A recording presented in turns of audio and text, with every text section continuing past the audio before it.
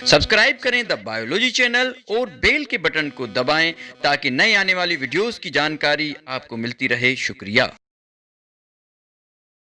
Hello everyone, I am Dilip Kumar, lecturer in botany at Government Boys Degree College, Shahidapur. I welcome all of you on behalf of our channel The Biology. आज हम discuss करेंगे branches of biology. आपको पता है कि जो biology की main branches हैं वो 3 ब्रांचेस हैं। मेन ब्रांचेस 3 हैं।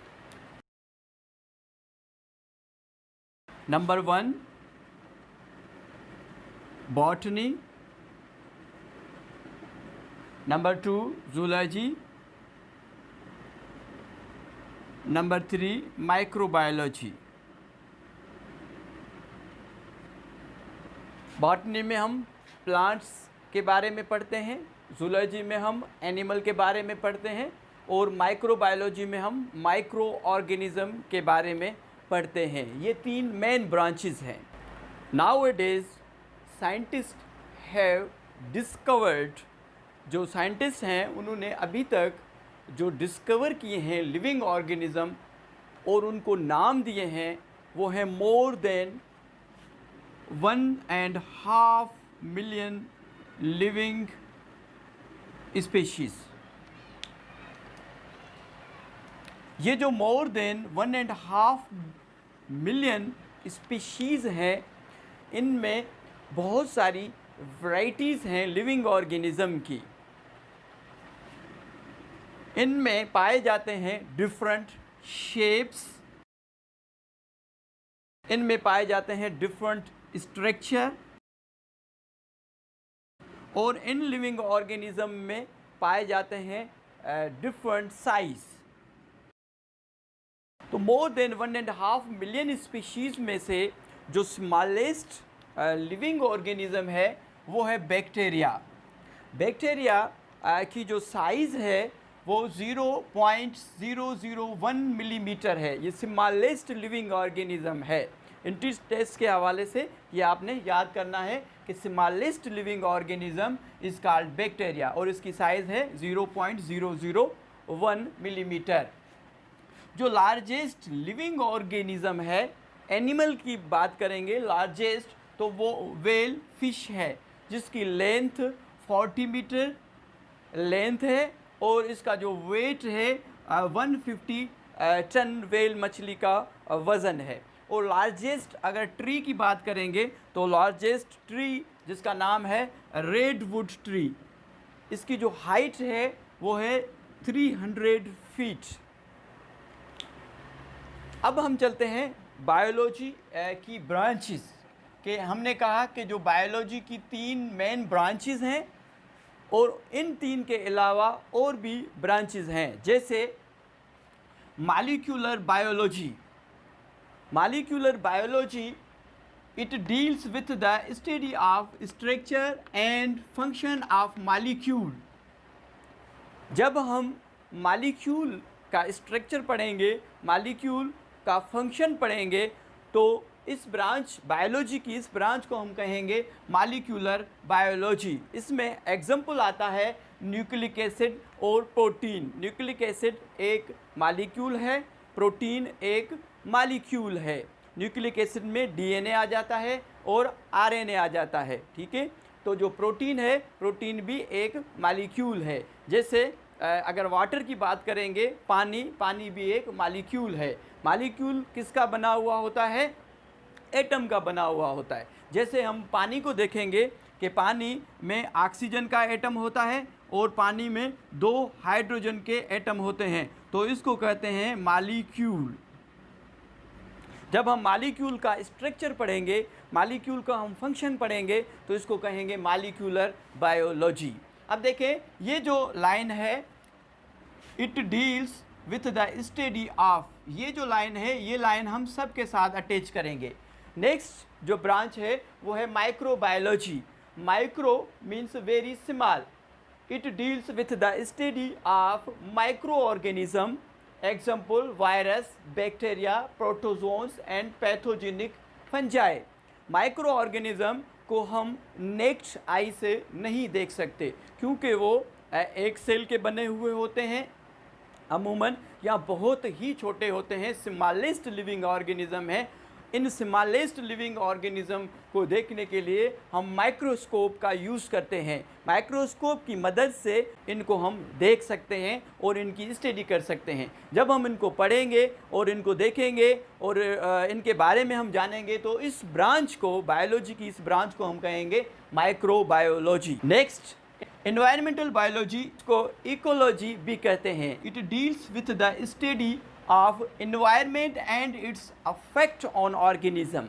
इन्वायरमेंट, जिस भी इन्वायरमेंट में ऑर्गेनिज्म रह रहा है, उस इन्वायरमेंट का अफेक्ट उस ऑर्गेनिज्म में जब हम पढ़ेंगे, उसको देखेंगे, उस अफेक्ट को, इन्वायरमेंट के अफेक्ट को ऑर्गेनिज्म पे, तो इस ब्रांच को हम कहेंगे इन्वायरमेंटल बायोलॉजी। जैसे हम इकोसिस्टम पढ़ेंगे, हम एक पानी में हम देखेंगे कि किस तरीके से जानदार रह रहे हैं, खुश्की में हम देखेंगे कि किस तरीके से जानदार रह रहे हैं, और पानी में कैसे ज़िंदगी गुजारते हैं जानदार, खुश्की पे कैसे ज़िंदगी गुजारते हैं। तो ये मुख्तलिफ़ हैबिटाट हैं, मुख्तलिफ़ रहने की जगह हैं, मुख्तलिफ़ माहौल हैं, मुख्तलिफ़ इन्वायरमेंट है। उन मुख्तलिफ़ इन्वायरमेंट का ऑर्गेनिज्म पे जब हम अफेक्ट पढ़ेंगे, तो इसको हम कहेंगे इन्वायरमेंटल बायोलॉजी, या हम इसको इकोलॉजी भी कहेंगे। Number 4, marine biology. It deals with the study of organism inhabiting in sea and ocean. सी और ओशन में जो जानदार रह रहे हैं, अगर हम उनका करेक्टर पढ़ेंगे, उनकी रहने का स्टाइल देखेंगे कि वो कैसे मैरीन वाटर में रह रहे हैं, कौन से जानदार हैं जो मैरीन वाटर में रह रहे हैं। जब मैरीन वाटर में रहने वाले जानदारों के बारे में हम पढ़ेंगे, तो इस बायोलॉजी की ब्रांच को हम कहेंगे मैरीन बायोलॉजी। इसी तरीके से fresh water biology, it deals with the study of life in fresh water. Fresh water में जो जानदार रह रहे हैं और फ्रेश वाटर का अफेक्ट उन जानदारों पे, और कैसे मीठे पानी में जो है फ्रेश वाटर में ज़िंदगी गुजारते हैं ऑर्गेनिज्म, जब हम उनको पढ़ेंगे, तो इसको हम कहेंगे fresh water biology. Fresh water biology में जो ये फ्रेश वाटर लफ्ज़ यूज़ हो रहा है, देखें कि ये जो फ्रेश वाटर है, फ्रेश वाटर का जो सोर्स है वो है rain. Rain is the only source of water for fresh water. ठीक है, जो बरसात का पानी है उसको हम कहेंगे फ्रेश वाटर, बाकी जो समंदर वगैरह का पानी है उसको हम कहेंगे मेरीन वाटर, जो सॉल्टी वाटर होता है, नमकीन होता है। मगर जो मीठा पानी है, सिर्फ़ और सिर्फ उसकी जो सोर्स है वो है रेन। ठीक है, बरसात। नंबर 6 जो है parasitology. Parasitology, it deals with the study of parasite. जब पैरासाइट को हम स्टडी करेंगे, पैरासाइट क्या है? They get their food from living tissue, जो कि लिविंग टिश्यू से अपना खाना लेते हैं, अपनी खुराक को लेते हैं, and produce different type of disease. ये अपना खाना तो लिविंग टिश्यू से लेते हैं, मगर उसके बदले में ये डिजीज़ भी प्रोड्यूस करते हैं। जब हम इनके बारे में पढ़ेंगे, पैरासाइट्स के बारे में पढ़ेंगे, तो इसको कहेंगे parasitology. Para, word para means beside and sitos means food. Parasite जैसे प्लाज्मोडियम है, पैरासाइट है। ठीक है, ऐसे और भी पैरासाइट बहुत सारे हैं जो कि डिजीज़ प्रोड्यूस करते हैं। Number 7, human biology. Human biology, it deals with the study of all biological aspects of human regarding evolution, anatomy, health, inheritance, etc. जब ह्यूमन बींग्स के बारे में हम पढ़ेंगे, ह्यूमन बींग्स की इवोल्यूशन पढ़ेंगे कि किस तरीके से इनमें सक्सेसफुली और ग्रेजुअली इनमें चेंजेस हुई है, और जब हम एनाटॉमी पढ़ेंगे कि इंटरनल स्ट्रक्चर ह्यूमंस का पढ़ेंगे, तो उसको कहेंगे ह्यूमन एनाटॉमी। अगर प्लांट्स का हम इंटरनल स्ट्रक्चर पढ़ेंगे तो उसको कहेंगे प्लांट एनाटॉमी। मीन्स के अगर ह्यूमन के बारे में हम पढ़ेंगे, ह्यूमन की इनहेरिटेंस पढ़ेंगे कि जो करेक्टर एक जनरेशन से दूसरी जनरेशन में ट्रांसफ़र होते हैं, जिसको हम जेनेटिक कहते हैं। अगर इनहेरिटेंस पढ़ेंगे, एवोल्यूशन पढ़ेंगे, ह्यूमन के हेल्थ के बारे में पढ़ेंगे, मीन्स जितने भी एस्पेक्ट्स हैं वो ह्यूमन के बारे में अगर पढ़ेंगे, तो उसको हम कहेंगे ह्यूमन बायोलॉजी। उसके बाद है social biology. It deals with the study of social interaction within a population of a given animal species। जब पॉपुलेशन आपको पता है कि population is a group of species. Species specially animal के स्पीशीज़ में जब हम उनका इंटरेक्शन देखेंगे, तो जब उनका इंटरेक्शन हम पढ़ेंगे स्पीशीज़ का सोशल इंटरेक्शन जब हम पढ़ेंगे तो इस ब्रांच को कहेंगे सोशल बायोलॉजी। इसकी जो बेस्ट एग्जांपल है वो है हनी बी। आपको पता है कि जो हनी बी है, हनी बी में एक होते हैं वर्कर्स जो कि काम करते हैं और एक होते हैं प्रोटेक्टर जो कि प्रोटेक्ट करते हैं, और हनी बी में एक होते हैं रिप्रोड्यूसर जो कि अपनी जनरेशन को बढ़ाते हैं। अब देखिए ये इनका एक सोशल नॉर्म्स है, इनकी सोशल, अब देखें कि इनमें सोशल एक्टिविटी है, हर एक का अपना अपना काम है। तो जब हम इनको पढ़ेंगे, सोशल इंटरेक्शन देखेंगे एक स्पीशीज़ के बीच में, तो इसको हम कहेंगे सोशल बायोलॉजी। इसमें एंड भी आ जाती है। Biotechnology, it deals with the study of use of data and techniques of engineering and technology for the study of problem, especially human beings में जो प्रॉब्लम सॉल्व हुए हैं वो बायोटेक्नोलॉजी की वजह से हुए हैं। Bio means life and technologia means systematic treatment. Cancer का ट्रीटमेंट अगर पॉसिबल हुआ है तो बायोटेक्नोलॉजी की वजह से, एड्स का ट्रीटमेंट अगर पॉसिबल हुआ है तो बायोटेक्नोलॉजी की वजह से। Biotechnology is a recent branch. इससे इंसुलिन की प्रोडक्शन हुई है और भी बहुत सारे जो ह्यूमन के प्रॉब्लम हैं regarding health, specially human beings, वो जितने भी प्रॉब्लम है वो सॉल्व हुए हैं बायोटेक्नोलॉजी की वजह से। इनके अलावा और भी कुछ ब्रांचेस हैं, उन पे हम डिस्कस करते हैं। Physiology, physio means function. अगर आप इस फिजियो को देखेंगे, फिजियो मीन्स फंक्शन। जब हम फंक्शन पढ़ेंगे किसी भी ऑर्गेन का, जैसे हार्ट का, किडनी का, लंग्स का, ब्रेन का फंक्शन देखेंगे कि किस तरीके से वो फंक्शन परफॉर्म कर रहे हैं। अगर प्लांट्स की बात करेंगे तो लीफ का फंक्शन क्या है, स्टेम का फंक्शन क्या है, रूट का फंक्शन क्या है। जब हम फंक्शन की स्टडी करेंगे किसी भी ऑर्गेन की, तो इस ब्रांच को हम कहेंगे फिजियोलॉजी। एनाटॉमी, एना मीन्स कट। जब हम कट करके इंटरनल ऑर्गेन की स्टडी करेंगे तो इस ब्रांच को कहेंगे anatomy. Study of internal organ. Morphology, morph हम कहेंगे स्ट्रक्चर। मार्फ means structure. जब हम स्टडी करेंगे, स्टडी ऑफ स्ट्रक्चर की अगर हम स्टडी करेंगे तो इसको कहेंगे हम मार्फोलॉजी। उसके बाद है genetic. Study of genes. Transference of character from one generation to another generation और parent to their offspring, this branch is called genetic.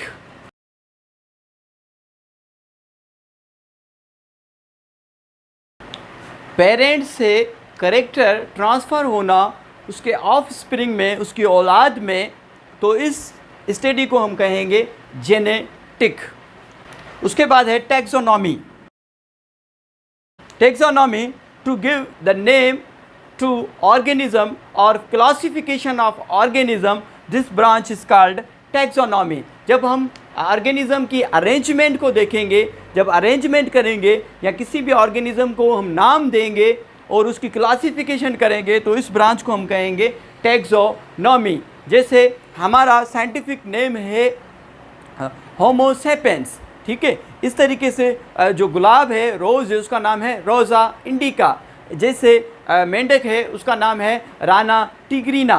तो इस तरीके से अलहजी मारूरम, अल्बेजिया लिबेक, ऐसे मुख्तलिफ साइंटिफिक नेम हैं। तो हम जब नाम देंगे किसी भी इंडिविजुअल को और उसकी क्लासिफिकेशन करेंगे, मिसाल के तौर पे प्लांट का एक अलग ग्रुप है, एनिमल का अलग ग्रुप है, बैक्टीरिया का अलग ग्रुप है, फंजाई का एक अलग ग्रुप है, तो एक ग्रुपिंग करेंगे, अलग अलग हम जो इसकी क्लासीफाई करेंगे हर ऑर्गेनिज्म को। तो जब हम उसको पढ़ेंगे तो इसको कहेंगे हम टैक्सोनॉमी।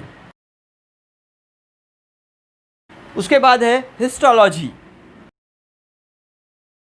हिस्टोलॉजी और सेल बायोलॉजी।